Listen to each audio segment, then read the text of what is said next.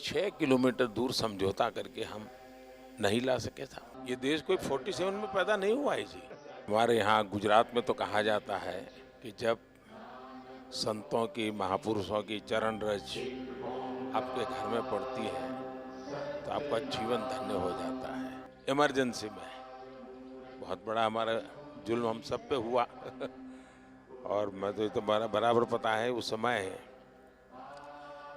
पंजाब में जो सत्याग्रह हुआ था इमरजेंसी के खिलाफ, वो तो बड़ा अद्भुत था जी।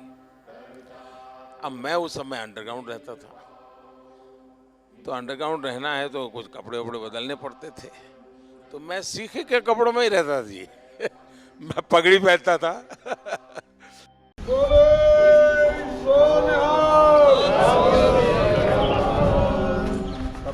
देश के प्रधानमंत्री मानयोग नरेंद्र मोदी जी के गृह विखे सारियां संस्थावां दे साडे धार्मिक संस्थावां और देश दीयां प्रमाणित हस्तियां अज इत्थे इकट्ठियां होईयां ने।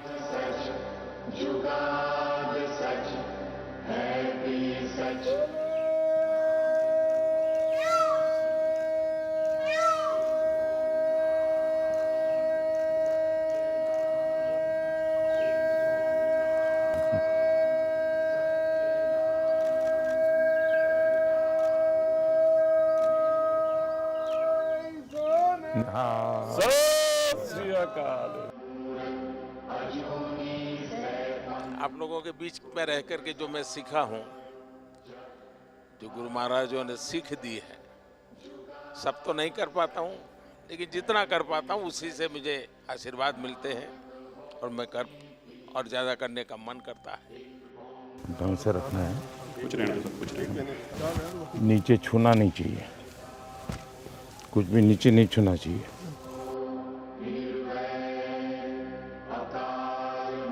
श्री गुरु गोबिंद सिंह महाराज जी का आभार व्यक्त करदा, जिन्हों ने भारत नूं माननीय मोदी जी जैसे प्राइम मिनिस्टर दिते हैं।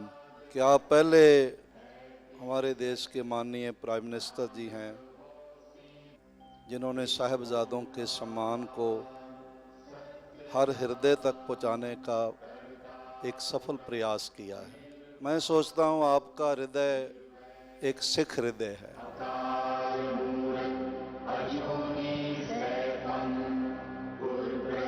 में अमृतसर में आपको मिले थे जी, और उसके बाद आज मिले। कितना साल हो गया जी। हमारे यहाँ गुजरात में तो कहा जाता है कि जब संतों की, महापुरुषों की चरण रज आपके घर में पड़ती है तो आपका जीवन धन्य हो जाता है। तो आज आपकी चरण रज मेरे घर में हुई है, ये मेरा सौभाग्य है।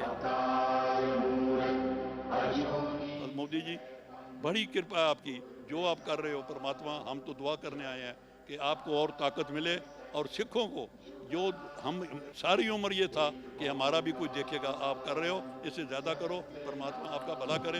ये देश कोई 47 में पैदा नहीं हुआ है जी। हमारे गुरु महाराजों ने कितनी तपस्या की है इमरजेंसी में। बहुत बड़ा हमारा जुल्म हम सब पे हुआ और मैं तो ये तो बराबर पता है उस समय पंजाब में जो सत्याग्रह हुआ था इमरजेंसी के खिलाफ, वो तो बड़ा अद्भुत था जी।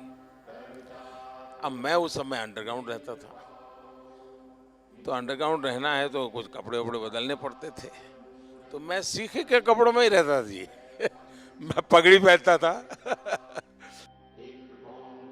अरे सेवा मुझे करनी है आज सेवा आज मुझे करनी है।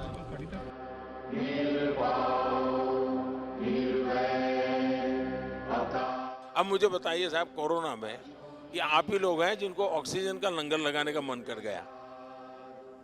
ये छोटी बात नहीं है जी। अब मुझे बताइए, अफगानिस्तान था, इतना अभी भी हमारा कोई वहाँ हवाई जहाज जाना आना शुरू नहीं हुआ है, लेकिन गुरु ग्रंथ साहब सम्मान से वापस आना चाहिए। तो हमने उस व्यवस्था की, दुनिया के देशों से बात की, यहाँ तक लाने के लिए स्पेशल प्लेन का प्रबंध किया। और मैंने मेरे मंत्रियों को माना कि भाई देखिए, मैं मानता हूँ ये मेरे लिए सेवा का बहुत बड़ा अवसर है, आप जाइए सिरसा जी भी गए, हमारे हरदीप पुरी जी गए, सर पर गुरु ग्रंथ साहब को लेकर के साहब सम्मान के साथ, क्योंकि मैं मानता हूँ जी ये हमारे जीवन की बहुत बड़ा अनमोल रत्न है, सही अनमोल रत्न है जी। गुजरात का होने के नाते हमेशा कहता हूँ कि मेरा तो आप लोगों से खून का रिश्ता है,